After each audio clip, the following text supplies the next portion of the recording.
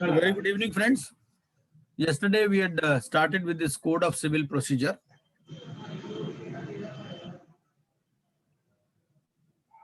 These are the various sections which are important, and then orders which are in our course. We have already seen that court can try all suits unless specifically barred is there. And we had discussion on religious rites और ceremonies, यजमान वृत्ति, पुरोहित वगैरह, वो सब religious rites या ceremonies में आ जाते हैं. जैसे हरिद्वार में होता है, तो ये होता है कि भाई वो जो वहां दक्षिणा आएगी वो कौन लेगा. अगर इस पे कोई डिस्प्यूट आ जाता है तो वो सिविल मैटर है. और जो जुरिस्डिक्शन ऑफ कोर्ट है या जो राइट ऑफ पार्टी है emanating from section 9, it is not an absolute right but it contains inbuilt restrictions. तो jurisdiction of the court can be executed by law or by clear intendment arising from such law. ठीक है. ये कोई जो jurisdiction of court है या जो right of party है, ये कोई absolute right नहीं है. ठीक है ना. इसमें कुछ inbuilt restrictions हैं. और अगर मान लीजिए किसी एक्ट के लिए या किसी एक्ट में कोई स्पेसिफाइड फोरम दिया हुआ है तो सिविल कोर्ट की बजाय उस अप्रोप्रिएट फोरम में जाएगा. जैसे डिस्ट्रिक्ट डिस्प्यूट्स के लिए अलग बना हुआ है, ठीक है ना, उनका लेबर ट्रिब्यूनल बना हुआ है. टेलीफोन वाला जो मैटर है जैसे मान लीजिए तो सिविल कोर्ट में जाएगा, इस तरह से. और पहले क्या होता है, सबसे पहले क्वेश्चन ऑफ जुरिस्डिक्शन डिसाइड होता है. जुरिस्डिक्शन डिसाइड होने के बाद में ही जो है कोर्ट जो है वो इंटरिम रिलीफ ग्रांट कर सकता है. ठीक है. लेकिन एड इंटरिम रिलीफ वो दे सकता है. 9A सबसेक्शन 2 में ऐसा लिखा है. और सेक्शन 9 ऑफ द सीपीसी ये कहता है कि jurisdiction of civil court with regard to a particular matter can be said to be excluded if there is an express provision or by implication it can be inferred that this jurisdiction is taken away. तो कोई express provision हो या कोई implication हो कि भाई इसमें ये जुरिस्डिक्शन नहीं है, ठीक है ना, तो एक्सक्लूडेड मान ली जाएगी. अदरवाइज जो है सभी कोर्ट्स के पास सिविल मैटर्स को डिसाइड करने की जुरिस्डिक्शन है सिविल कोर्ट्स के पास. स्टे ऑफ सूट की बात करता है. स्टे ऑफ सूट में ये कहता है कि भाई एक मैटर ऑलरेडी चल रहा है, ठीक है, तो दूसरा मैटर उसी कोई भी कोर्ट उसी मैटर के बारे में नहीं सुनवाई करेगा. ठीक है. अगर पहले से ही एक मैटर चल रहा है, यहां पर क्या है कि दोनों मैटर चल रहे हैं, अभी डिसाइड कोई भी नहीं हुआ. सेक्शन 11 में क्या आता है कि एक डिसाइड हो चुका है, वो रेस जुडिकाटा. ठीक है. यहां पर बात करता है कि एक मैटर ऑलरेडी चल रहा है तो दूसरा कोर्ट जो है उसका ट्रायल शुरू नहीं करेगा. ठीक है. किस केस में? जहां पर जो है इशू जो है वो डायरेक्टली या सब्सटेंशियली सेम है या बिटवीन सेम पार्टीज है और any of them claim litigating under the same title, ये है. और अगर फॉरेन में कंट्री में कोई सूट चल रहा है तो उस केस में इंडिया में सूट चल सकता है.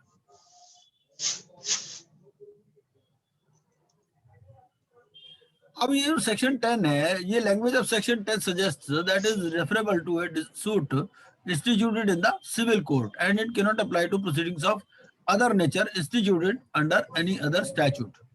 ठीक है. तो सेक्शन 10 में ये बात करता है, कोर्ट की बात करता है ये. ठीक है. तो अगर जो इंस्टीट्यूटेड है इन द सिविल कोर्ट और अगर मान लीजिए कोई प्रोसीडिंग चल रही है under any other statute, under any other statute में क्या आ जाएगा, मान लीजिए कोई लेबर ट्रिब्यूनल वगैरह में चल रही है तो उसकी बात आ जाएगी. फिर अब टू सूट्स की बात करता है between same parties involving same subject matter and same question. ठीक है. तो उस केस में क्या होगा कि दो सूट हैं बिटवीन सेम पार्टीज है, सेम सब्जेक्ट मैटर है, सेम क्वेश्चन है, तो बाद वाला सूट जो है वो स्टे हो जाएगा. सेक्शन 11 बात करता है, सेक्शन 10 में तो बात की दोनों चल रहे हैं. सेक्शन 11 में क्या हो रहा है कि एक सेटल हो चुका है, एक डिसाइड हो चुका है, हियरिंग कंप्लीट हो चुकी है और फाइनल डिसीजन आ चुका है. ये कृष्णा डोथा जी आपका म्यूट नहीं है, आप म्यूट कर लीजिए.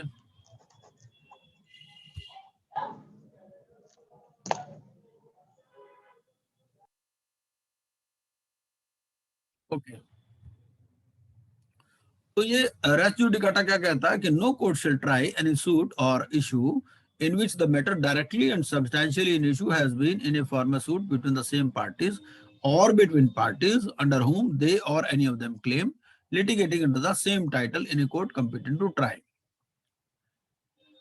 suit, or the suit in which such issue has been subsequently raised and has been heard and finally decided.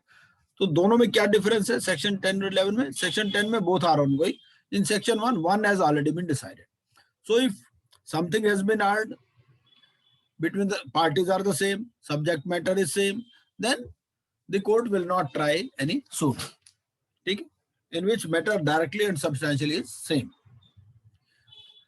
And the expression former suit shall denote a suit which has been decided prior to a suit in question, whether or not it was. So it's not the question which suit was instituted earlier. The question is which suit has been decided earlier. Okay? So even if a suit which was instituted later but which has been decided earlier, so that suit will bar another suit. For the purpose of this section, the competence of a court shall be determined irrespective of any provisions as to right of appeal from the decision of such court. And explanation 3 says the matter above referred to must in the former suit have been alleged by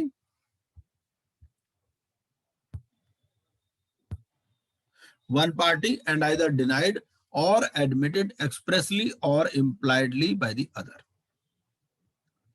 Explanation 4 says that anything which you ought to have taken as defense or attack, it shall be deemed to have been a matter directly and substantially in issue in such suit. You cannot raise the plea in a subsequent suit that I did not take this defense or I did not attack on this particular thing. So that's why I am entitled for another suit. No.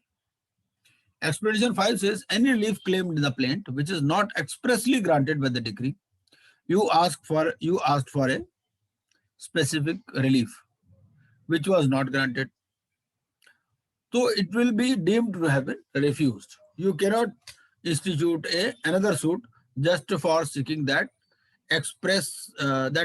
specific relief which was not granted to you. It is deemed that it has been refused. Explanation 6 says where persons litigate bona fide in respect of a public right or of a private right claimed in common for themselves and others, all persons interested in such right shall for the purpose of this section be deemed to claim under the person so litigating.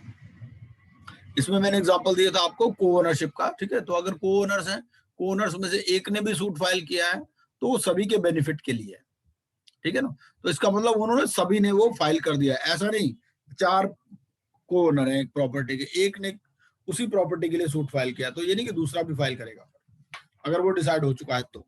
ये section 11 कहता है। Explanation 7 क्या कहती है? The provisions of this section shall apply to a proceeding for the execution of a decree, and references in this section to any suit, issue, or former suit shall be construed as references respectively to a proceeding for the execution of the decree, question arising in such proceeding and a former proceeding for the execution of that decree. क्या मतलब हुआ इसका? इसमें ये हुआ कि ये provision, ये जो सेक्शन के प्रोविजन हैं ये अप्लाई होंगे in case of execution of decree also, ठीक है? तो सूट हो, एक्सिक्यूशन ऑफ डिक्री हो, बात एक ही है। एक्सप्लेनेशन 8 क्या कहता है? An issue heard and finally decided by court of limited, अगर मान लीजिए there are certain courts which have got limited jurisdiction, तो ऐसा कोई कोर्ट है जो लिमिटेड ज्यूरिसडिक्शन का है जिसने कोई ऐसा मैटर डिसाइड किया है, तो वो मैटर भी दूसरे कोर्ट में दोबारा रेज नहीं हो सकता। कमेंट्स क्या कहता है? In order to operate as res judicata the findings must be such that it disposes of a matter that is directly and substantially in the issue of the former suit, and that the said issue must have been heard and finally decided by the court trying such suit. ठीक है? Matter substantially same होना चाहिए, ठीक है? तो अगर मान लीजिए कोई कोलेट्रल मैटर है या कोई इंसिडेंटल है, ठीक है ना, तो उस केस में it cannot be made the basis for a plea of res judicata. जो मैटर कोलेट्रल है वो भी इसी में कवर हो जाएगा। ए मैटर विच इज कोलेट्रली और incidentally in issue for the purpose of deciding a matter which is directly issue cannot be made the basis for a plea of res judicata. तो race judicata में अगर directly substantially same है या कोई incidental या collateral issue है तो वो भी कवर हो जाएगा, उस केस में भी सेपरेट सूट आप फाइल नहीं कर सकते। ये जो principle of res judicata, it is a procedural provision. A jurisdictional question if wrongly decided would not attract the principles of res judicata. ठीक है, अगर some wrong decision has been made, ठीक है, तो it will not attract the principles of res judicata. When an order is passed without jurisdiction, suppose a court entertains some suit which does not lie within its jurisdiction, so it is a nullity. ठीक है, when an order is a nullity, it cannot be supported by invoking procedural principle. So in that case, the rule of res judicata will not apply. First writ petition filed on the ground of apprehended bias and subsequent second petition was filed on allegation of actual bias, तो it is not barred by res judicata. तो उस case में भी res judicata नहीं लगेगा। और आगे क्या बोलते हैं, there is a distinction between issue estoppel and res judicata. issue estoppel में क्या होता है, issue estoppel is invoked against the party. अगर किसी पार्टी ने कोई भी स्टैंड ले लिया, ठीक है, तो वो दूसरा स्टैंड नहीं ले सकते, इसको तो कहते हैं हम डॉक्ट्राइन ऑफ issue estoppel। और रेस जुडिकाटा क्या है, it operates against the court, तो इसमें कोर्ट एंटरटेन नहीं करेगा। ठीक, फिर section 11 of the CPC has no doubt some technical aspects, for instance the rule of constructive res judicata may be said to be technical, but the basis of which the said rules rest is founded on the consideration of public policy. ठीक है, तो ये कहता है कि इसमें कुछ technical aspects भी इन्वॉल्व हैं, जैसे कि rule of constructive res judicata है। ठीक है, फिर ये कोई आरएसएस का केस है इसमें, where the संघ has been duly represented in the previous court proceedings and were कि जैसे इसमें क्या था, राष्ट्रीय स्वयंसेवक संघ, ये आ रहा है हमारा सोंगाईलाल चंद जैन वर्सेस राष्ट्रीय स्वयंसेवक संघ पन्ना। तो where the संघ has been duly represented in the previous court proceedings and were litigating bona fidely which resulted in failure। ठीक है भाई, तो उस केस में क्या हुआ, they cannot be allowed to lay any objection in execution or to plead nullity of decree, hence doctrine of res judicata applies। ठीक है, the decree of ejectment will bind every member of संघ। ठीक है, तो इस case में क्या हुआ कि संघ के अगेंस्ट में कोई डिस्प्यूट चल रहा था, ठीक है, उस केस में संघ के अगेंस्ट में डिक्री हो गई। ठीक है, तो उसमें जो है अब वो दोबारा वही प्ली उसमें नहीं ले सकते दूसरे केस में, तो रेस जुडिकाटा विल अप्लाई। ठीक है, सेक्शन 26, इसमें कुछ कुछ सेक्शन है, सीपीसी में सारे सेक्शंस हमारे कोर्स में नहीं है, कुछ ही सेक्शंस हैं जो हमारे कोर्स में है।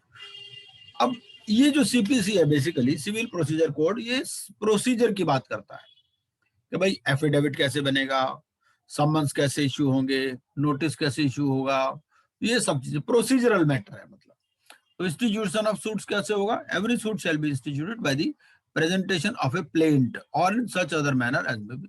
तो जो भी सूट आपने फाइल करना है तो उसमें क्या होगा, सबसे पहले एक प्लेंट प्रेजेंट होगी, it shall be instituted by the presentation of a plaint. ठीक है, और प्लेंट में क्या होगा, जो फैक्ट्स है आपको एफिडेविट पर प्रूव करने पड़ेंगे। ठीक है, एफिडेविट की फॉर्म जो है वो दी हुई है ऑर्डर 6 ऑफ रूल 15A में। फिर सेक्शन 27 बात करता है कि जो डिफेंडेंट है, जो दूसरी पार्टी है, भाई एक पार्टी ने सूट फाइल कर दिया, तो जो दूसरी पार्टी है, एक तो होता है इसमें प्लेंटिफ, एक होता है डिफेंडेंट। ठीक है, सबसे पहले तो प्लेंटिफ ने अपना प्लेंट फाइल किया और उसको एफिडेविट से प्रूव किया। उसके बाद में सेक्शन 27 कहता है कि डिफेंडेंट्स को समन दिए जाएंगे। तो where a suit has been duly instituted, a summons may be issued to the defendant to appear and answer the claim and may be served in manner prescribed on such day not beyond 30 days from the date of institution of the suit। तो वही कहते हैं कि जब ये suit file हुआ उसके 30 दिन के अंदर आपको डिफेंडेंट्स को समन देने हैं। फिर अब ये 28 बात करता है कि service of summons where defendant resides in another state. अब वो दूसरी स्टेट में रहता है तो कैसे समन दिए जाएंगे। ठीक है, तो ये समन में भी sent for service in another state to such court and in such manner. तो वहां पर जो कोर्ट होगा कॉरेस्पॉन्डिंग जुरिसडिक्शन का, वहां पर भेजे जाते हैं, वहां से फिर पुलिस थाने में आएंगे और पुलिस थाने के थ्रू फिर ये समन सर्व होंगे। The court to which such summons is sent shall upon receipt thereof proceed as if it has been issued by. भाई ऐसा है, जैसे दिल्ली कोर्ट ने कोई समन इशू किया, ठीक है, केस है वो यूपी का, दूसरा पार्टी जो है वो यूपी की है, तो यूपी का जो कॉरेस्पॉन्डिंग कोर्ट है वहां पर वो समन दिल्ली वाला कोर्ट भेजेगा और वहां से फिर उसकी सर्विस होगी through police department. The court to which such summons is sent shall upon receipt thereof proceed as if it had been issued by such court and shall then return the summons to the court of issue together with the record if any of its proceedings with regard thereto. और यहाँ पर फिर वो क्या करेगा, जिसके पास आए हैं वो फिर रिटर्न करेगा समन्स को जो जिस कोर्ट ने इशू किए थे, ठीक है, और together with the record if any of its proceedings with, अगर उसकी भी वहां पर भी कोई प्रोसीडिंग चल रही है तो उसके साथ में, ठीक. अब where the language of the summon sent for service in another state is different from the language of the record referred to in subsection 2, a translation. तो अगर ट्रांसलेशन की जरूरत है तो ट्रांसलेशन भी उसका दिया जाएगा समन्स का, हिंदी में दिया जाएगा where the language of the court issuing the summons is Hindi, और हिंदी और English where the language of such record is other than Hindi or English shall also be sent together with the record sent under that section. ठीक है.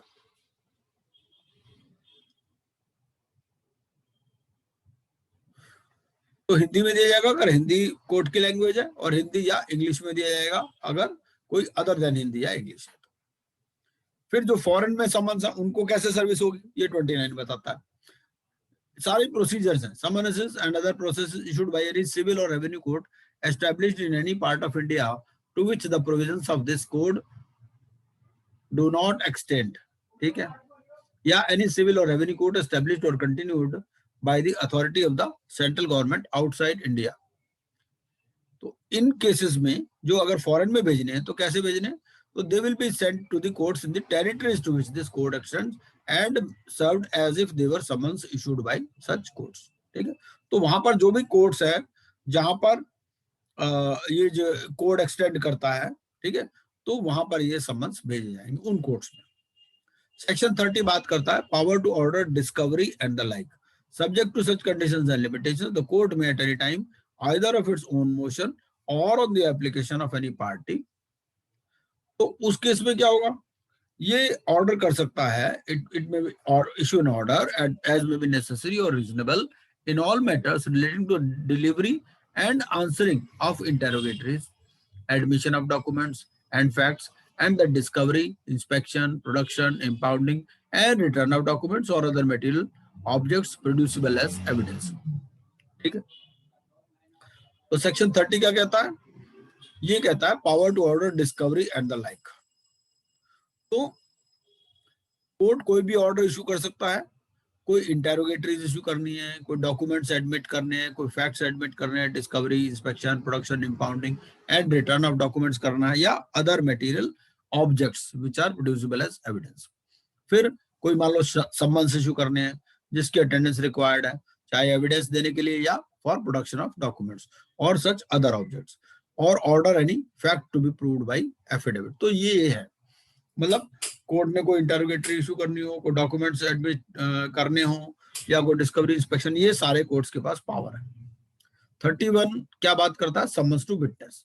ये बात करता है कि the provisions in section 27, 28 and 29 shall apply to summonses to give evidence or to produce documents or other material objects. जो ये हमने ऊपर जो 27, 28, 29, 30 वाले 27, 28, 29 वाले डिस्कस किए, ये जो है ये जिसको समन किए गए उस पर भी लागू होंगे. ठीक. अब पेनल्टी फॉर डिफॉल्ट क्या है, ठीक है, अगर मान लीजिए किसी को समन इशू किए, ठीक है ना, और वो नहीं आता तो उसके क्या होगा, वारंट इशू हो जाएगा. The court may compel the attendance of any person to whom a summons has been issued under section 30 and for that purpose may issue a warrant, attach and sell his property, impose a fine upon him not exceeding 5,000 rupees, order him to furnish security for his appearance and in default commit him to the civil procedure. ठीक है, तो ये power है. Warrant issue हो सकता है, attach and cell property हो सकता है, इम्पोजिशन ऑफ फाइन हो सकता है 5,000 रुपए तक, या फिर उसको कहेंगे भाई कोई आप श्योरिटी लाओ, और अगर श्योरिटी भी नहीं ला सकता तो उसको जेल भेजो. ये सेक्शन 32 कहता है. इसके बाद में आगे कहता है कि court by which decree may be executed, ये सेक्शन 38 है। तो decree may be executed either by the court which passed it or by the court to which it is sent for execution. ठीक है, जिस कोर्ट ने वो decree pass की है वो, या जिस कोर्ट के पास वो भेजी गई है एक्सिक्यूशन के लिए, वो दोनों ही एक्सिक्यूट कर सकते हैं। कमेंट्स क्या है इसमें? एक तो आता है कि retransfer of execution proceedings at the instance of the judgment debtor. देखिए इसमें क्या होता है, दो पार्टीज होती हैं, एक तो होता है जजमेंट डेटर और एक होता है डिक्री होल्डर।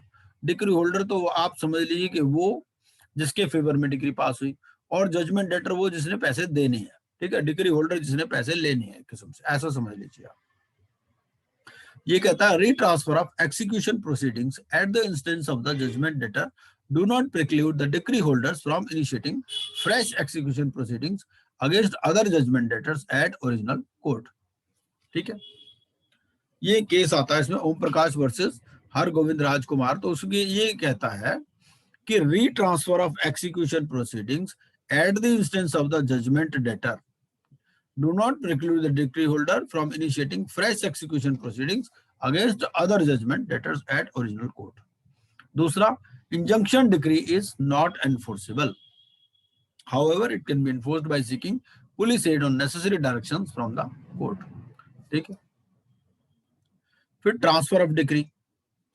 अब the court which passed the decree may on the application of the decree holder send it for execution to another court of competent jurisdiction. ठीक है, अब मान लीजिए कि जिस कोर्ट ने डिक्री पास की, जिस बंदे के अगेंस्ट में डिक्री पास हुई वो कहीं और रहता है।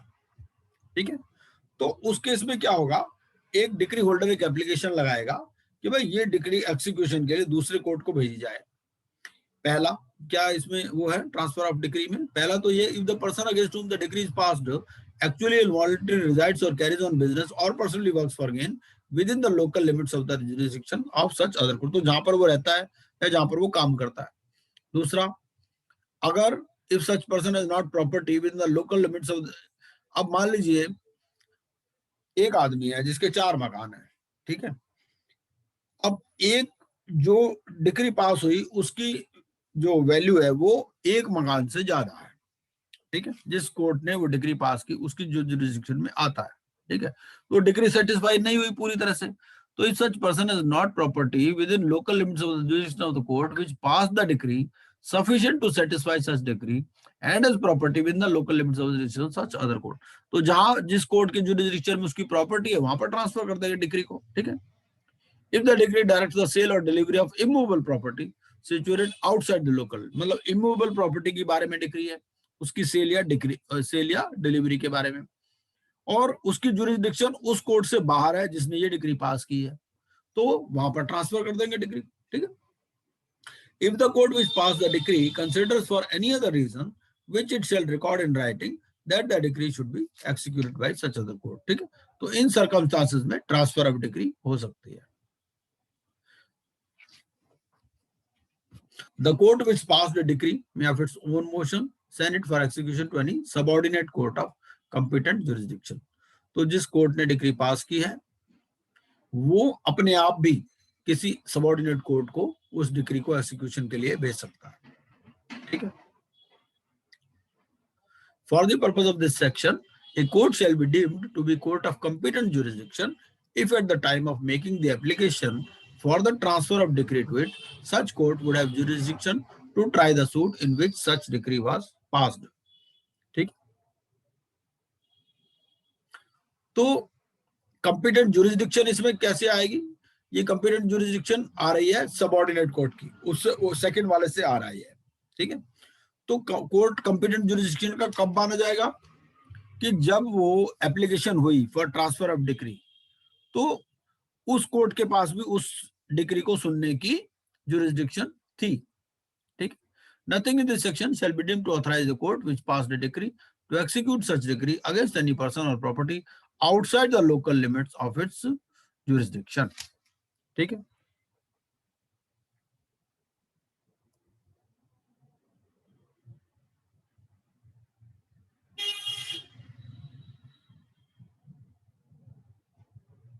मतलब ये है जिस कोर्ट ने डिक्री पास की है वो अपने जुरिस्डिक्शन से बाहर किसी भी पर्सन या प्रॉपर्टी के अगेंस्ट में उस डिक्री को एक्सिक्यूट नहीं करवा सकता, उसको किसी दूसरे कोर्ट को भेजनी पड़ेगी जिसकी जुरिस्डिक्शन है। ठीक है, मतलब दिल्ली कोर्ट ने कोई डिक्री पास की तो वो अगर वो प्रॉपर्टी हरियाणा में लाई करती है तो उसको वो डिक्री हरियाणा कोर्ट को भेजनी पड़ेगी एक्सिक्यूशन के लिए, वो अपने आप जाकर के वहां एक्सिक्यूट नहीं करा सकता। ये बात, transfer of decree to court in another state. ठीक है, where decree is sent for execution in another state, it shall be sent to such court and executed in such manner as may be prescribed by rules in force in that state। तो वहां पर उस state के जो rules है उस हिसाब से होगा। फिर result of execution proceedings to be certified, the court to which a decree is sent for execution shall certify to the court which passed it the effect of such execution। एक court ने B court को भेजी decree execution के लिए, तो जो B court है जिसको डिक्री भेजी थी वो क्या करेगा, इट शैल, वो ए कोर्ट को सर्टिफाई करेगा कि भाई डिक्री एक्सिक्यूट हो गई है, और अगर डिक्री एक्सिक्यूट नहीं हुई तो भी बताएगा, तो बताएगा सर्कमस्टांसेस अटेंडिंग सच फेलियर। ठीक है, powers of court in executing transferred decree, तो जिस कोर्ट के पास डिक्री ट्रांसफर होकर के आई है उसकी क्या पावर्स है ये बताता है section 42। The court executing decree sent to it shall have the same powers in executing such decree, तो जिसके पास गई है उसके पास भी सारी पावर आ जाएगी। ठीक है, जैसे कि उसने खुद ही वो डिग्री पास की हो, तो जो भी पर्सन उसको डिसोबे करेगा या ऑब्स्ट्रक्ट करेगा वो पनिशेबल होगा। ठीक है, वो उतनी ही पनिशमेंट दे सकता है जितनी की वो जिसने डिग्री पास की है।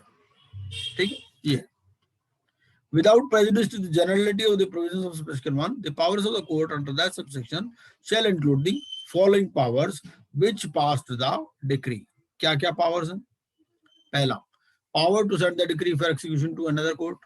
ठीक है, दूसरा, power to execute the decree against the legal representative of the deceased judgment debtor. Judgment debtor मैंने बताया जिससे पैसे रिकवर होने हैं। ठीक है, और जो डिक्री होल्डर है जिसको पैसे मिलने हैं, आप ऐसा समझ लीजिए। तो अगर जजमेंट डेटर की डेथ हो गई है तो उसके लीगल रिप्रेजेंटेटिव के अगेंस्ट में भी वो डिक्री एक्सिक्यूट हो सकती है। वो क्यों हो सकती है? क्योंकि लीगल रिप्रेजेंटेटिव को एसेट्स भी तो मिलते हैं ना उसके, इसीलिए। Power to order attachment of a degree, तो ये सारी पावर्स हैं। किसके पास ये पावर है? जो जिस कोर्ट ने डिग्री पास की है दूसरे कोर्ट को भेज सकता है, लीगल रिप्रेजेंटेटिव के अगेंस्ट में एक्सिक्यूट करा सकता है, अटैच कर सकता है डिग्री को। A court passing an order in exercise of the powers specified in subsection 2 shall send a copy thereof to the court which passed the decree। ठीक है, तो अगर जिस दूसरे कोर्ट के पास आ गई वो एक्सिक्यूशन के लिए, वो उस कोर्ट को कॉपी भेजेगा जिसने वो डिग्री पास की थी। Nothing in this section shall be deemed to confer on the court to which a decree is sent for execution any of the following powers। तो अगर जिसके पास एक्सिक्यूशन के लिए भेजी गई है कोर्ट के पास, उसके पास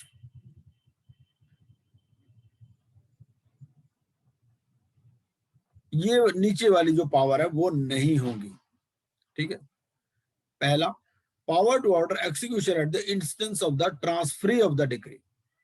In the case of a decree passed against a firm, power to grant leave to execute such decree against any person other than such person as is referred to in clause B or clause C of subrule 1 of rule 50।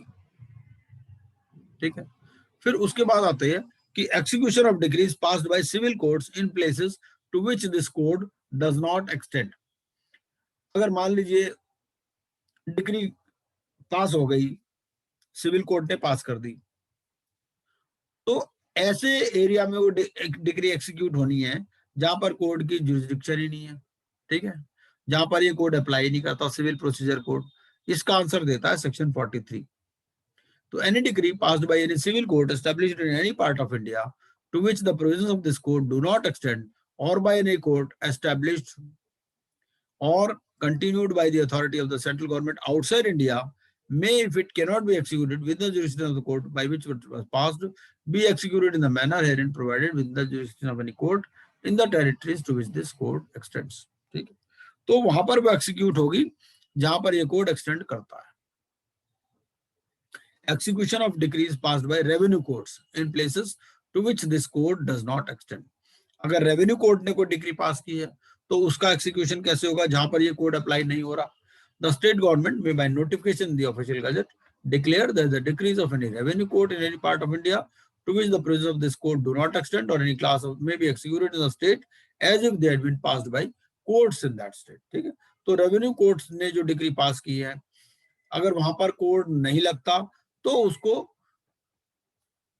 वो ये मान लिया जाएगा कि revenue court के बजाय वो court ने ही डिग्री पास की है. Execution of degrees passed by courts in reciprocating territory. ठीक है, तो where a certified copy of a decree of any of the superior courts of any reciprocating territory has been filed in a district court, the decree may be executed in India as if it had been passed by the district court. ठीक है,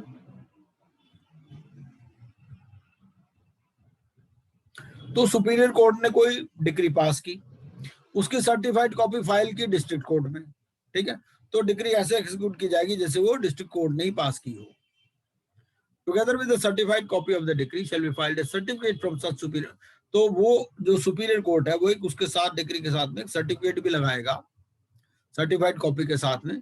उसमें कहेगा क्या कि ये degree कहां तक ये सेटिस्फाई या एडजस्ट हो चुकी है.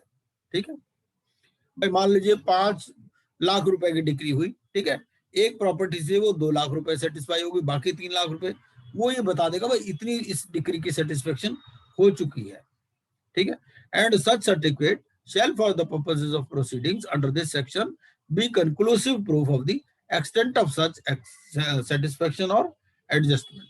The provisions of section 47 shall, as from the filing of the certified copy of the decree, apply to the proceedings of a district court executing a decree under this section, and the district court shall refuse execution of any such decree if it is shown to the satisfaction of the court that the decree falls within any of the exceptions specified in clauses A to F of section 13. अब ये A to F क्या है? A to F क्या है section 13 में? देखते हैं क्या है. ये A to F में दिया हुआ है कि जहां पर फॉरेन जजमेंट्स नॉट कंक्लूसिव.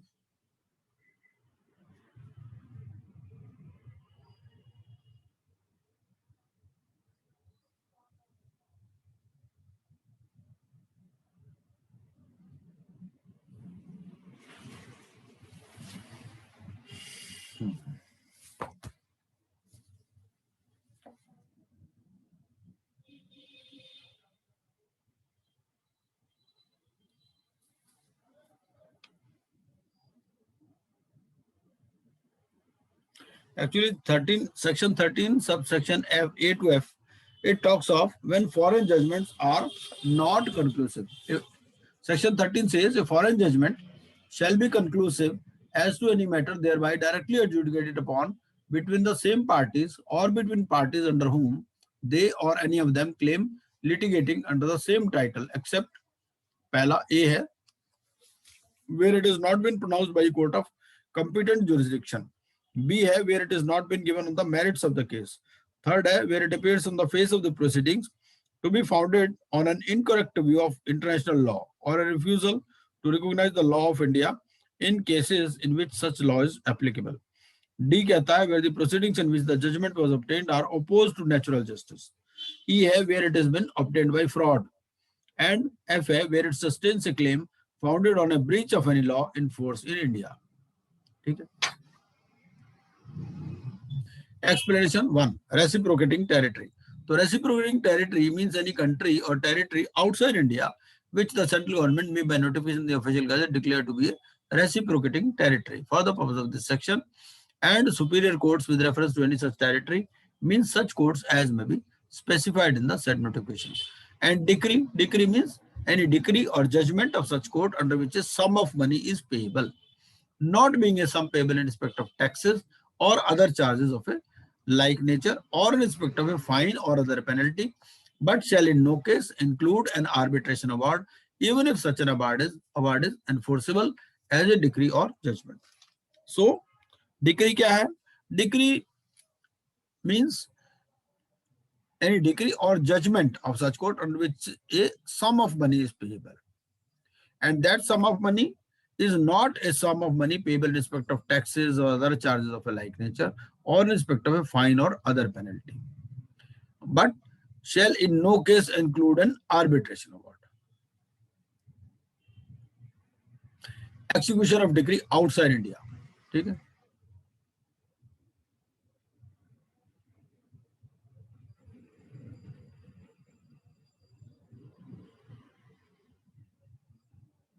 इसमें ये लिखा है जैसे एक स्टेट से दूसरी स्टेट में करते हैं, तो ऐसे एक कंट्री से दूसरे कंट्री में भी भेज सकते हैं। बेसिक बात यही है। 60 क्या कहता है? सेक्शन 60 कहता है property liable to attachment and sale in execution of decree. The following property is liable to attachment and sale in execution of a decree. क्या क्या प्रॉपर्टी अटैच हो सकती है?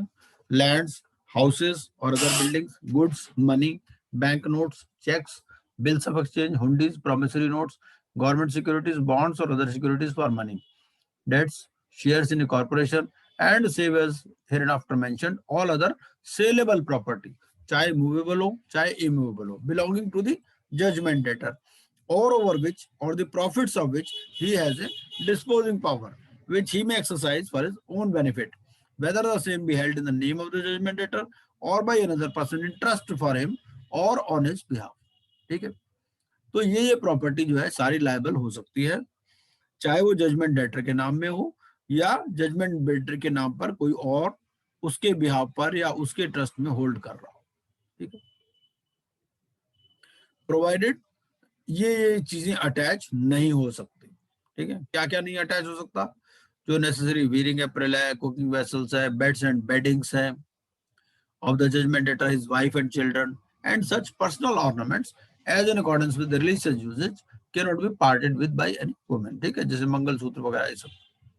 Tools of artisans, and where the judgment debtor is an agriculturist, his implements of husbandry and such cattle and seed grain as may, in the opinion of the court, be necessary to enable him to earn his livelihood as such। ठीक है, तो अगर कोई किसान है तो उस case में क्या ये सारा दिया हुआ है कि कौन कौन से उसके टूल्स हैं, जो इम्प्लीमेंट्स हैं, ठीक है, सीड ग्रेन वगैरह, ये सब भी अटैच नहीं हो सकते। And such portion of agricultural produce or of any class of agricultural produce as may have been declared to be free from liability under the provisions of the next following section। पहला, houses and other buildings with the materials and the sites thereof and the land immediately appurtenant thereto and necessary for their enjoyment belonging to an agriculturist or a laborer of a domestic servant and occupied by him। ठीक है, तो जो उनके enjoyment के लिए, जो उनके रहने के लिए जरूरी है वो चीज। दूसरा, बुक्स ऑफ अकाउंट्स, ये सारी चीजें अटैच नहीं हो सकती। ठीक है, mere right to sue for damages, any right of personal service, stipends and gratuities allowed to pensioners of government or of a local authority, ये सब चीजें अटैच नहीं की जा सकती। ठीक है, wages of laborers and domestic servants whether payable in money or in kind, salary to the extent of the first 1000 rupees and 2/3 of the remainder in execution of any decree other than a decree for maintenance। ठीक है, तो अगर मान लो salary को attach करना है, ठीक है ना, तो जो फर्स्ट 1000 छोड़ देंगे और उसके बाद में जो बाकी बचेगा उसका 2/3। ठीक है, provided that where any part of such portion of the salary as is liable to attachment has been under attachment whether continuously or intermittently for a total period of 24 months। मान लीजिए किसी बंदे की सैलरी जो है 24 महीने से attach चल रही है, ठीक है, तो such portion shall be exempt from attachment until the expiry of a further period of 12 months। तो 12 महीने का ब्रीदर दिया जाएगा उसको। ठीक है, and where such attachment has been made in execution of one and the same decree shall, after the attachment has continued for a total period of 24 months, be finally exempt from attachment in execution of that decree। ठीक है, तो अगर attachment जो same decree के case में तो सिर्फ 24 month तक अटैच हो सकती है, अदरवाइज क्या है 24 मंथ के बाद में 12 महीने का जो है उसको गैप देना पड़ेगा सैलरी के केस। फिर अगला इसमें आता है 1/3 of the salary in execution of any decree for maintenance, मतलब 1/3 तो उसको भी चाहिए, 2/3 तक आप जो है डिक्री दे सकते हो। ठीक है भाई, वो भी तो कुछ खाए पिएगा बेचारा। उसके बाद में जो pay and allowances of person to whom the Air Force Act और आर्मी एक्ट अप्लाइज, ठीक है। जो भी कंपलसरी डिपॉजिट्स हैं, वो जिस जहां पर प्रोविडेंट फंड वगैरह अप्लाई होता है तो वो भी नहीं अटैच हो सकती। All deposit in other sum in or received from any fund to which the PPF applies, ठीक है। तो पीपीएफ वाले भी जो है अटैच नहीं हो सकते। फिर all monies payable under policy of life insurance on the life of the judgment debtor, ठीक है। तो एलआईसी वाली जो है, एलआईसी जो ऑल मनीज पेएबल है अंडर पॉलिसी, ये भी अटैच नहीं हो सकती। Interest of a lessee of a residential building to which the provisions of law for the time being in force relating to control of rents and accommodation apply. फिर any allowance forming part of the employment of servant of the government or of any servant of a railway company or local authority which the appropriate government may by notification the official gazette. So these are the examples which cannot be attached. An expectancy of succession by survivorship or other merely contingent or possible right or interest, ठीक है। ये contingent right जो हमने कल भी पढ़ा था, transfer of property, a right to future maintenance, any allowance declared by any law to be exempt from liability to attachment or sale। तो ये सारी चीजें जो है ये अटैच नहीं हो सकती, ठीक है। सैलरी का क्या मतलब है? Salary here means the total monthly emoluments excluding any allowance declared exempt from attachment.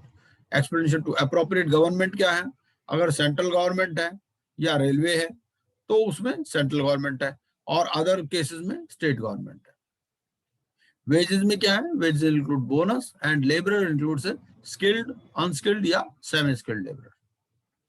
Agricultural कौन है? एग्रीकल्चरिस्ट है, it means a person who cultivates land personally and who depends for his livelihood mainly on the income from agricultural land, whether as owner, tenant, partner or agricultural laborer. Explanation 6 का कहता है, for the purpose of explanation 5, an agriculturist shall be deemed to cultivate land personally if he cultivates land by his own labor, ठीक है। बड़े पुराने law है ना actually ये, तो उस हिसाब से बना रखे हैं इन्होंने। तो ये सारा इन्होंने एग्रीकल्चरिस्ट की डेफिनेशन में दे रखा है कि एग्रीकल्चरिस्ट कौन है। फिर पार्शियल एग्जम्पशन है एग्रीकल्चरल प्रोड्यूस का, कि द स्टेट गवर्नमेंट ये डिक्लेयर कर सकते हैं कि भाई such and such portion will be free from attachment, ठीक है। फिर scissor of property in dwelling house, ठीक है। अगर मान लीजिए आपने कोई ड्वेलिंग हाउस को सीज करना है तो उस केस में क्या होगा? जो भी एक्सिक्यूशन के लिए गया, he will not enter the dwelling house after sunset and before sunrise, ठीक है। और बाहर का ताला नहीं तोड़ेंगे। कब तक नहीं तोड़ेंगे? जब तक वो रिफ्यूज ना कर दे, ठीक है। पहले तो उसको बोलेंगे भाई ताला खोलो, ठीक है। और अगर आप एक बार घर में घुस गए तो अंदर वाले ताले आप तोड़ सकते हो, ये है। But when the person executing such a process has duly gained access to any dwelling house, he may break open the door of any room. तो अब मान लीजिए कोई रूम में ताला है, उसकी चाबी नहीं मिल रही तो तोड़ सकते हो आप। अगर मान लीजिए उसमें कोई वुमेन है, ठीक है, जो कि पर्दा नशीन है, जो पब्लिक में अपेयर नहीं होती, तो उसको नोटिस दिया जाएगा भाई आप वहां से बाहर निकल जाओ, ठीक है, ये प्रॉपर्टी हमने अटैच करनी है, उसको रीजनेबल टाइम दिया जाएगा, ये है। उसके बाद में आप एंटर कर सकते हो उस रूम में। Property attach in execution of decrees of several courts. अब इसमें ये है कि जो property not in the custody of any court is under attachment in execution of decrees of more courts than one, ठीक है। The court which shall receive or realize such property and shall determine any claim thereto and any objection to the attachment thereof shall be the court of highest grade, ठीक है।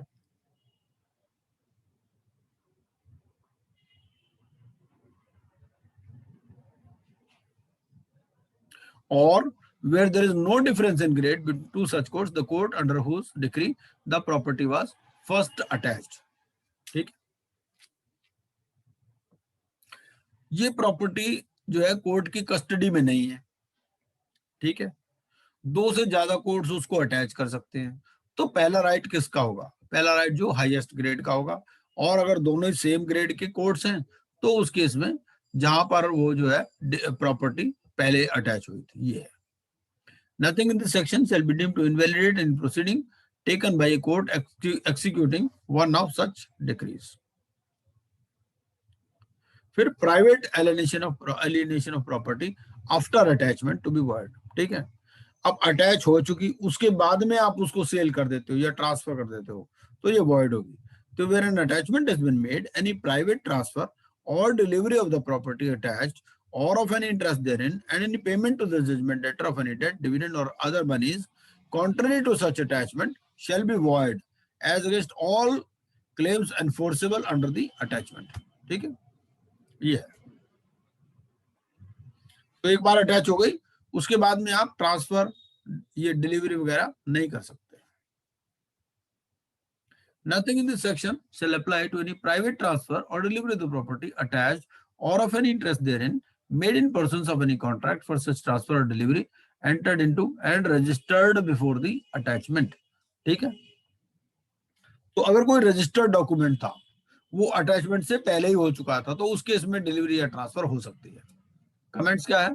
Sale of attached property before dismissal of execution application is void. ठीक है, क्या होता है decree में ना, पहले ऑर्डर पास होता है, उसके बाद में उसकी एक्सिक्यूशन होती है.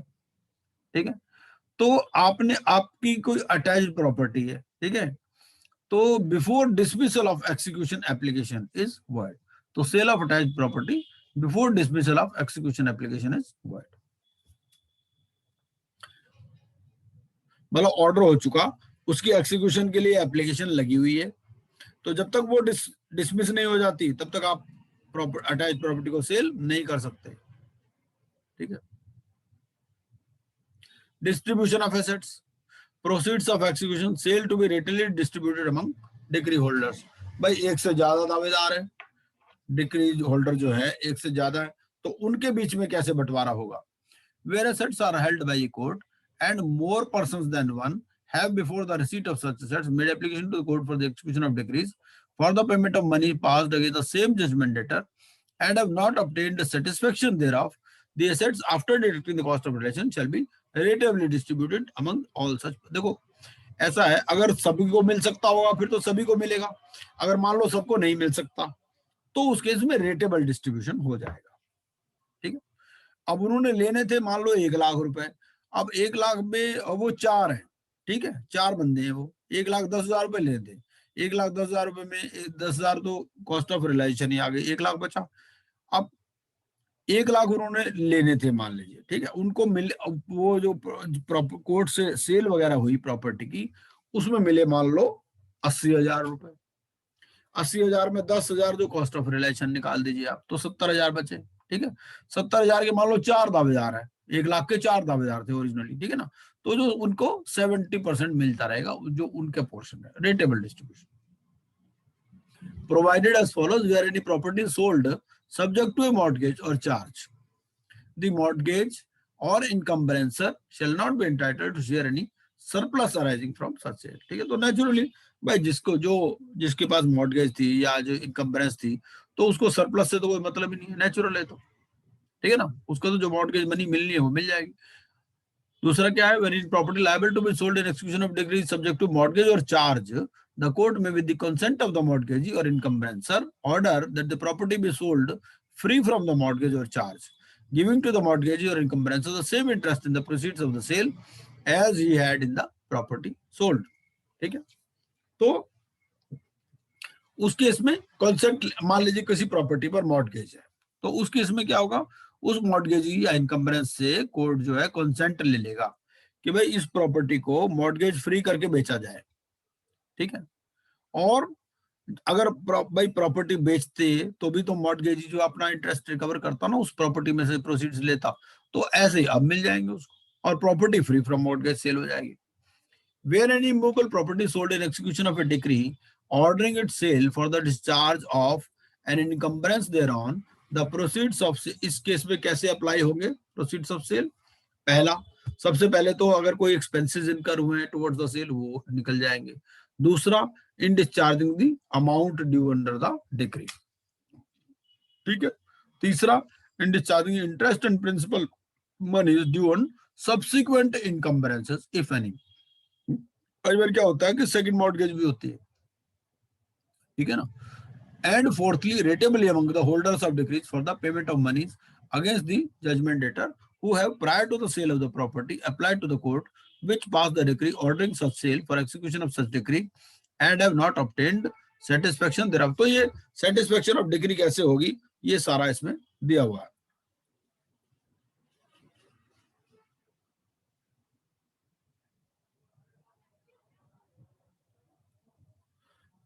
Where all or any of the assets liable to be relatively distributed under the section are paid to a person not entitled to receive the same. Any person so entitled may sue such person to compel him to refund the assets. ठीक है। अब इसमें यह है कि किसी ऐसे आदमी को पेमेंट हो गई जिसको एंटाइटलमेंट नहीं थी, ठीक है ना, तो जिसकी एंटाइटलमेंट थी वो उसको सू कर सकता है to compel him to refund the assets. ये है, nothing in this section affects any right of the government. फिर पावर ऑफ कोर्ट है to issue commission, subject to such conditions and limitations the court may issue a commission to examine any person. कोई लोग मतलब एक किस्म से committee बना दी, समझ लीजिए कोई कमीशन बना दिया, ठीक है ना, कोर्ट ने किसी पर्सन की एग्जामिनेशन करनी है, कोई लोकल इन्वेस्टिगेशन करना है, अकाउंट्स एग्जामिन करने हैं, कोई पार्टीशन करना है फैमिली प्रॉपर्टी में, ठीक है, कोई साइंटिफिक टेक्निकली एक्सपर्ट इन्वेस्टिगेशन करना है, to conduct sale of property which is subject to speedy and natural decay and which is in the custody of the court pending the determination of suit, to perform any ministerial act. तो इन सब के case के लिए कोई commission बना सकता है कोर्ट, ठीक है, एक एजेंसी समझ लीजिए। Commission to another court, section 76 ये क्या कहता है?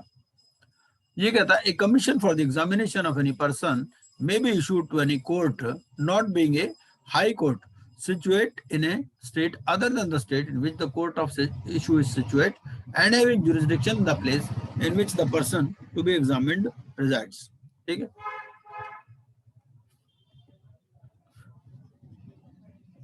तो दूसरी स्टेट में भी आप कमीशन बना सकते हो, बेसिक बात यह है।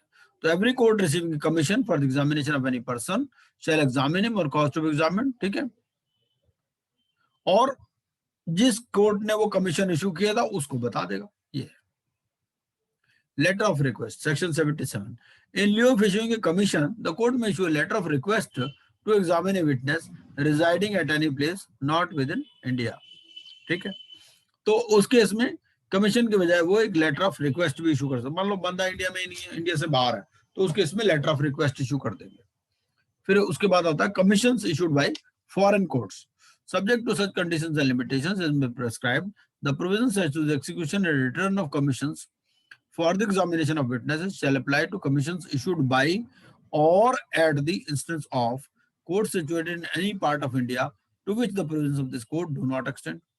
ठीक है, बाहर वाले कोर्ट्स जैसे इंडिया वाले कोर्ट्स कमीशन इशू कर सकते हैं, ऐसे बाहर वाले कोर्ट्स भी इशू कर सकते हैं, या ऐसे कोर्ट्स इशू कर सकते हैं जहां पर ये कोड अप्लाई नहीं होता। ठीक है, इसके बाद कुछ ये तो थे हमारे सेक्शंस, कुछ इन सेक्शंस के बाद में कुछ ऑर्डर्स हैं। ये ऑर्डर्स क्या है? जैसे ऑर्डर 21 है, तो ऑर्डर 21 क्या कहता है? Order 21 of the code of civil procedure it deals with solemn act of execution of the decrees passed by the courts from grass root to the top. ठीक है भाई, इसमें क्या हो गया? अल्टीमेटली जैसे जजमेंट मान लो फाइनल हो गई, ठीक है, कोई स्टे नहीं है on execution by any appellate और रिविजनरी कोर्ट। अब जो कोर्ट ऑफ ओरिजिनल जुरिसडिक्शन है, तो उसका काम है इसको इम्प्लीमेंट करना, एक्सिक्यूशन को। तो it is been often seen that in view of less number of units prescribed for execution of the decree the executions are not given that much time and importance as required and desired। तो जिसने original order pass किया था वो ही execute करेगा decree को। तो it is only the execution which reveals and signifies the importance of the decrees to be passed at the pedestal of the court and sanctity of the document। ठीक है, इसलिए भाई ये डिक्री पास की court थे कि भाई एक आदमी से मान लो पैसे रिकवर करने हैं तो उससे रिकवर करो, तो उसी से ही पता चलेगा सैंक्टिटी ऑफ द डॉक्यूमेंट, वरना डिक्री लेके घूमते रहते हैं लोग। ऐसे the decrees are required to be executed with force so that the decree holder having a document contain declare, एक डिक्री है क्या? डिक्लेरेशन ऑफ राइट्स है कि भाई वो एंटाइटल्ड है इतने पैसे लेने के लिए।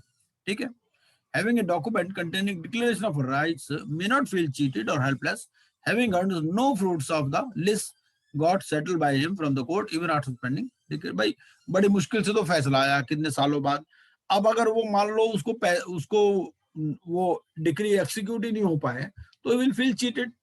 ठीक है, तो ये ऑर्डर 21 इस सब की बात करता है एक्सिक्यूशन ऑफ डिक्रीज की। ये जो ऑर्डर है it is divided into 6 parts. If the courts deal the executions while considering the application objections topic wise, it would be easy for them to adjudicate the matter easily. अब क्या क्या इसमें है, ये क्लासिफिकेशन है। सबसे पहला application for execution and the process to be applied. Execution के लिए भी एप्लीकेशन देनी पड़ती है। आपको डिक्री मिल गई, वो आपको एप्लीकेशन देनी पड़ेगी फॉर एक्सिक्यूशन। आपको बताना पड़ेगा ना भाई कहाँ कहाँ प्रॉपर्टी है उसकी, ये चीज।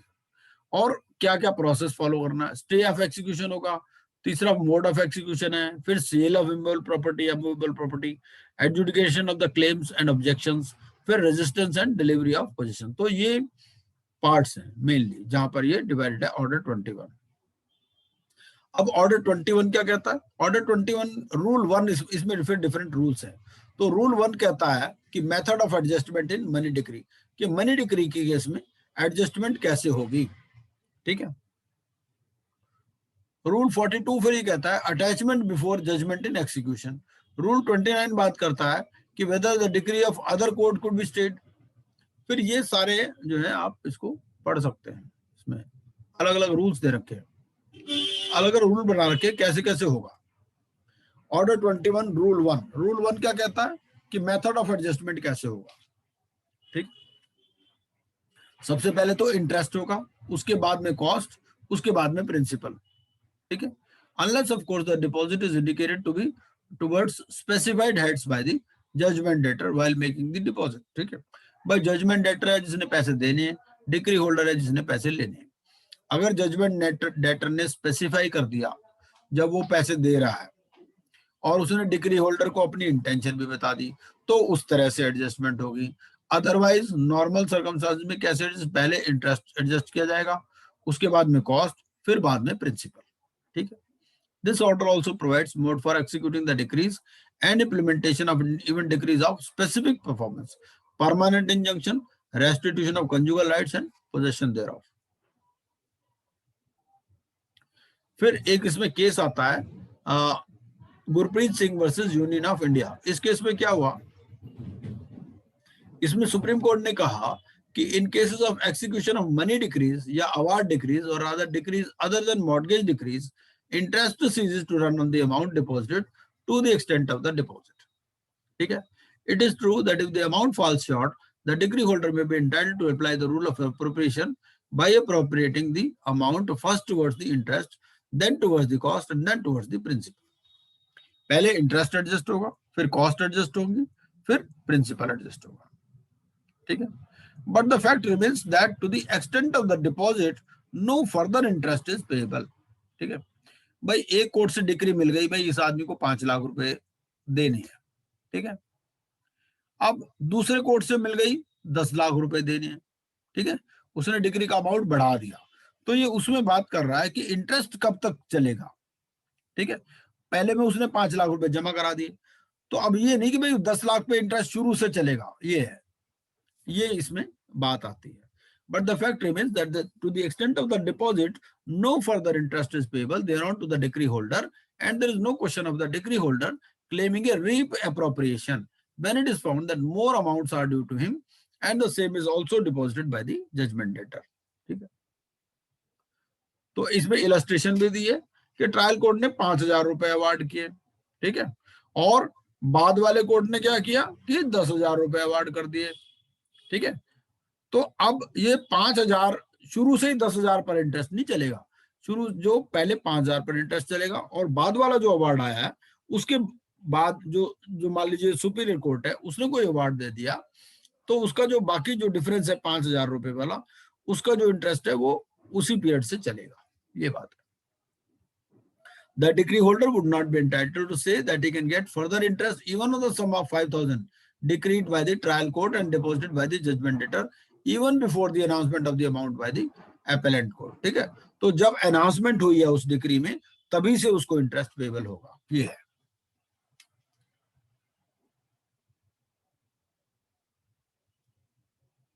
ये सब यही बातें हैं। तो प्रिंसिपल इसमें क्या अपीयर होता है, तो principal appears to be that if a part of the principal has been paid along with interest as on the date of issuance of notice, interest on that part will cease to run thereafter, ठीक है, बाद में announcement भी हो जाए तो उस part पे इंटरेस्ट नहीं चलेगा।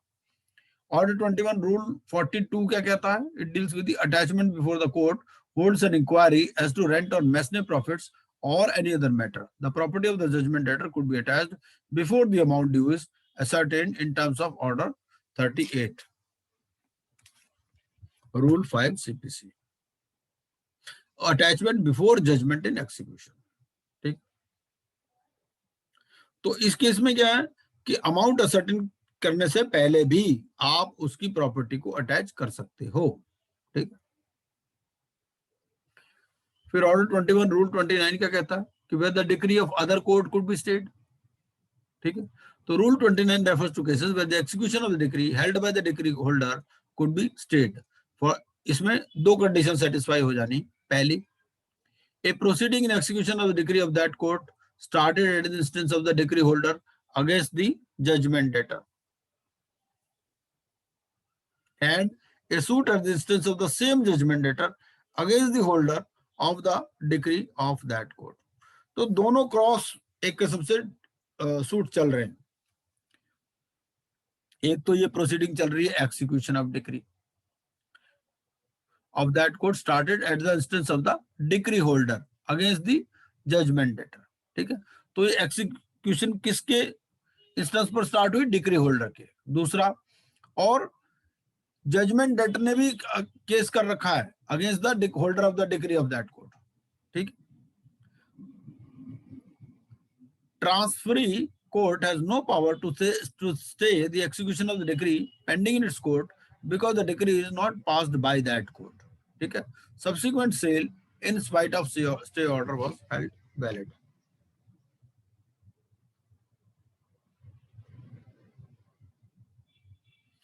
तो ये सारा आप पढ़ लीजिएगा, काफी डिटेल में है ये।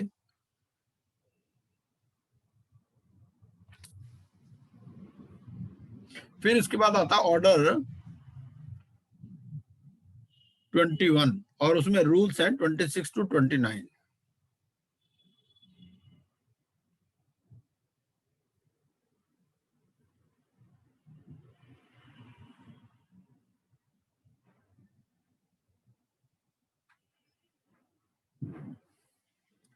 तो रूल 26 तो ये कहता है जिस कोर्ट के पास डिक्री आई हुई है एक्सिक्यूशन के लिए उस पर वो स्टे दे सकता है, आगे अगर जजमेंट डेटर ने मान लो अपील करनी हो, ठीक है ना, तो उस केस के लिए।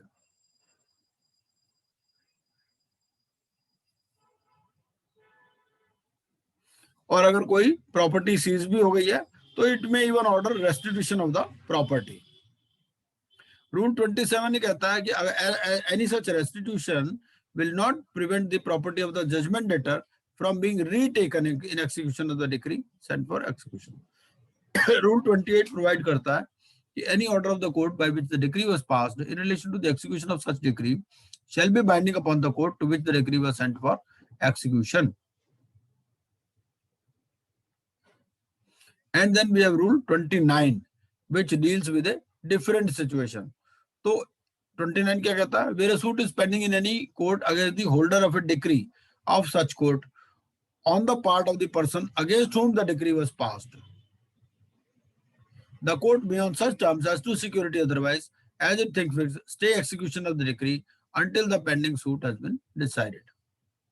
ठीक है, एक डिक्री होल्डर है, ठीक है, उसके अगेंस्ट में कोई सूट पेंडिंग है और वो सूट किसने किया हुआ है? उसने किया हुआ जिसके अगेंस्ट में डिक्री पास की, मतलब जजमेंट डेटर ने। ठीक है, तो कोर्ट अगर चाहे तो वो डिक्री ऑफ एक्सिक्यूशन को स्टे कर सकता है जब तक वो सूट डिसाइड नहीं होता। तो दो प्रोसीडिंग है, एक तो एक्सिक्यूशन की बात चल रही है eight the instance of the decree holder और दूसरी जजमेंट डेटर ने केस कर रखा अगेंस्ट द डिक्री होल्डर। ठीक है, तो that is a condition under which the court in which the suit is pending, तो वो उस एक्सिक्यूशन को रोक सकता है। ठीक है, ऑर्डर 21 रूल 35(3) एंड रूल 97 ये क्या कहता है? इसमें there is a right to the decree holder to complain against a person who creates resistance in execution of the decree. ठीक है, तो कोई भी एक्सिक्यूशन ऑफ डिक्री में कोई रेजिस्टेंस करता है तो उसके बारे में है ये।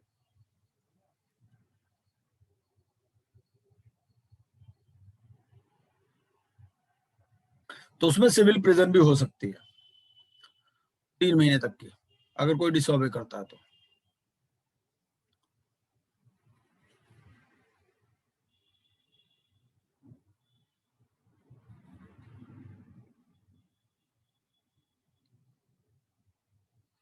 ये सब कहानियां चली। Order 21 rule 99। तो रूल 99 क्या कहता है ऑर्डर 21 का? It provides an objector other than the judgment debtor to raise objection claiming any right in the property from which is directed to be disposed. ठीक है, मान लो उस प्रॉपर्टी में कोई किराएदार बैठा हुआ है, ठीक है, और वो प्रॉपर्टी अटैच होनी है, तो रूल 99 उसकी बात करता है। तो 99 करता है डिस्पोजिशन बाय ए डिक्री होल्डर और purchaser where any person other than the judgment debtor is dispossessed of immovable property by the holder of a decree for the possession of such property, or where such property has been sold in execution of a decree by the purchaser thereof, he may make an application to the court complaining of such disposition। ये बात है।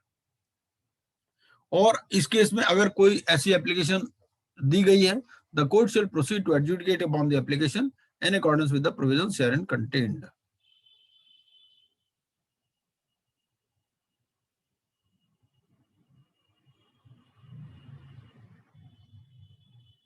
तो पहला तो hearing fix करेगा।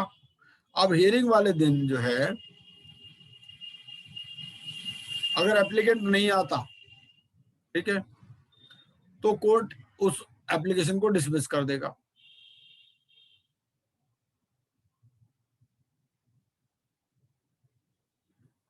And where on the day fixed or on the to which the hearing may be adjourned, the applicant does not appear when the case is called on for hearing, the court may make an order that the application be dismissed। ये तो same ही है। और अगर applicant आ जाता है, ठीक है, और अपोजिट पार्टी जिसको नोटिस इशू किया वो नहीं आती, तो उस केस में एक्स पार्टी ऑर्डर इशू हो सकता है।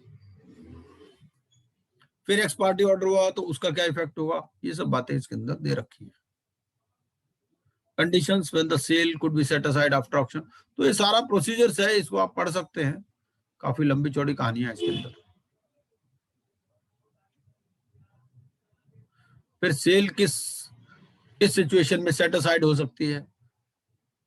अगर सिर्फ उसमें इरेगुलरिटी है या फ्रॉड है तो it is not sufficient to set aside the cell.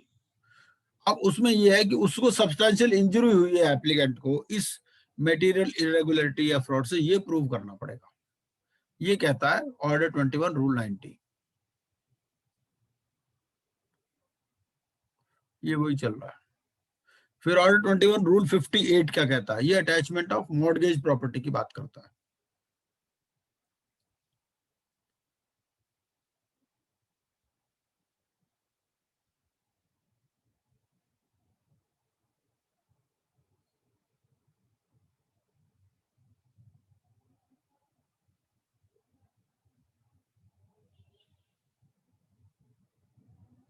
फिर order 21 rule 35(2) CPC attachment of share of coparcenary property and limitation to take possession of such property.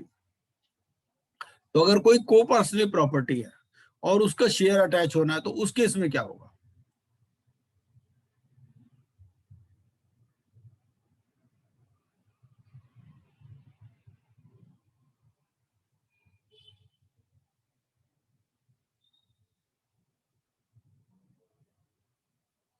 ये एलिनेशन है बाय को partners of undivided interest.